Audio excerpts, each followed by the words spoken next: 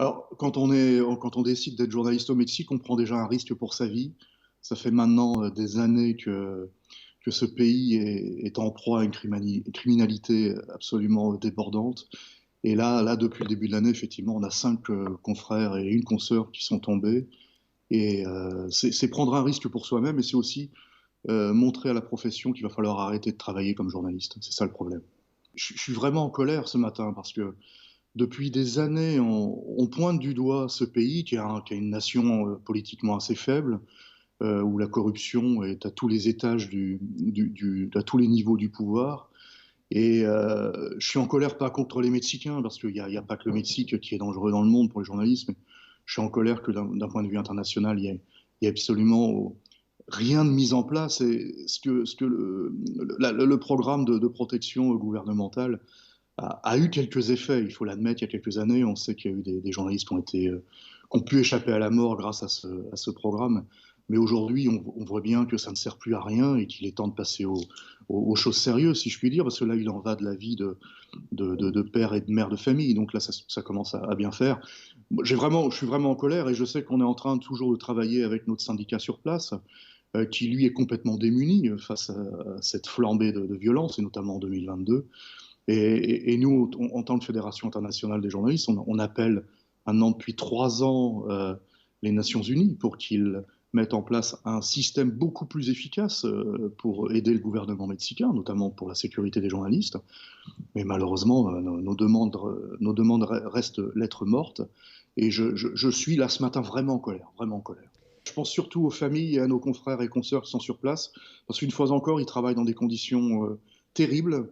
Et on était encore en lien avec le président de notre syndicat qui, lui, a tout simplement du mal à se dire qu'il faut qu'il continue à se battre pour les autres, parce qu'il estime probablement qu'il fait partie des journalistes menacés, et il est probablement sur la liste des futures personnes qui vont être blessées ou qui vont être suivies, pourchassées par ces narcotrafiquants.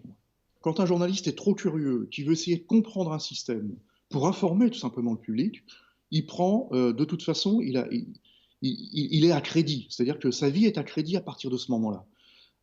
Les journalistes qui vont fouiner et qui vont juste faire du reportage, parce que à Tijuana, c'est souvent le cas, c'est une grande zone de criminalité à la frontière américaine.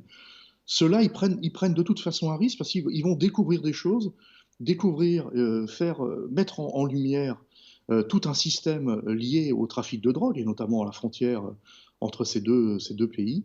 Et à partir de ce moment-là, ils prennent un risque. Alors oui, effectivement, on pourrait demander aux journalistes d'arrêter de prendre des risques, mais les journalistes, ils font leur travail tout simplement. Ils remplissent leur mission d'informer.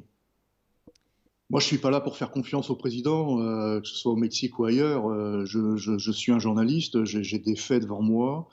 Je constate que la situation est absolument compliquée, que ce soit à Tijuana ou à Veracruz ou à Mexico, hein. Non, non, je suis absolument pas confiance, puisque une fois de plus, il fait avec les moyens qui sont les siens, et il est entouré, je ne vais pas faire d'accusation, mais en tout cas, il est entouré de personnes qui ont d'autres intérêts que de protéger les intérêts des journalistes et de la liberté d'expression, évidemment. Bah, dès demain, il faudrait déjà mettre à peu près la moitié ou les deux tiers de l'administration mexicaine et la moitié du gouvernement dehors. C'est tout simplement ça, parce que c'est une fois de plus, ce sont des gens qui sont soit corrompus, soit qui ont des intérêts personnels des intérêts qui vont au-delà, malheureusement, des intérêts de base d'une démocratie et d'un système où les citoyens peuvent être informés en toute liberté. Nous, concrètement, on demande aux Nations Unies de faire voter une convention pour la protection et la sécurité des journalistes. Ça fait 3 ans qu'elle est prête, ça fait 3 ans que le secrétariat général des Nations Unies l'a sur son bureau. On s'est déplacé à plusieurs reprises sur place pour discuter avec les ambassadeurs, et il se trouve que ça n'avance pas. Alors c'est pas forcément la faute qu'aux États-Unis, enfin qu'aux Nations Unies, pardon. C'est la faute aussi aux pays, aux grands pays qui composent le Conseil de sécurité, et notamment les États-Unis, notamment la France, qui ne répond pas à nos demandes de,